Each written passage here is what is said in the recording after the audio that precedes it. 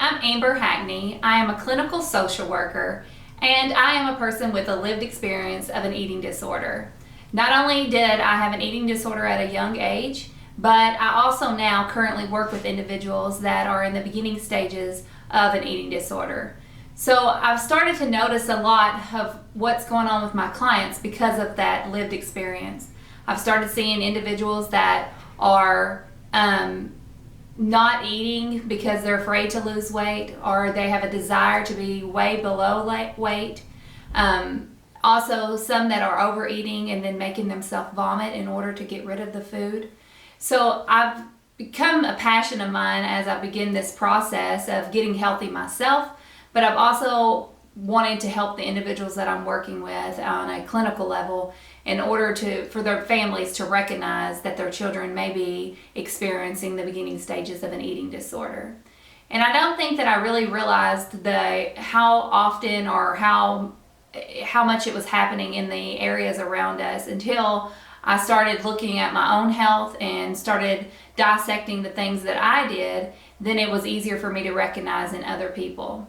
So as we look at this process and we've looked at what we can do to help individuals, and really it comes from getting freedom and learning what you are doing that may be contributed to an eating disorder, and knowing and being able to tell the difference, and so that you can get help.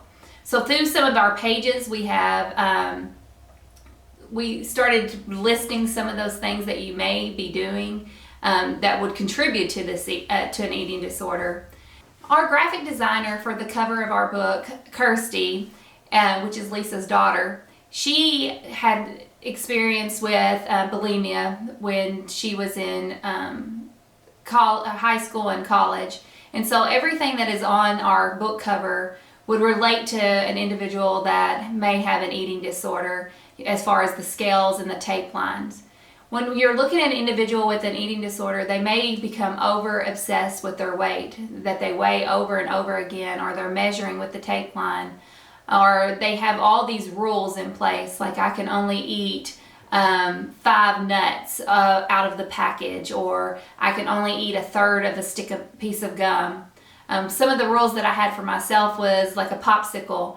I could only eat an inch of the edge of the popsicle, and I couldn't eat more than that. Or if I ate a meal, then I had to do this much exercise to work it off. You might also start seeing individuals that are obsessed with maybe buying laxatives or other type of weight loss medication over the counter to try to get rid of some weight. So it's very important that you start looking, or if you think that somebody might be experiencing an eating disorder, that maybe you start asking questions, or you start observing some of the things that they're doing as far as their eating rituals go. Because it very is a ritual type disorder where that the rules are continuously changing, and that we are always trying to control certain areas, which happens to be around the food. And so we want to see people get free, but we also want to know that there is a seriousness around eating disorders. And sometimes if we recognize this, you may need to seek out medical professionals in order to make sure that they are at a stable point in their life. Because we want them to be healthy, we want them to be set free, but we also want to make sure that there is no serious risk, and we want to make sure that they're getting all the help that they need.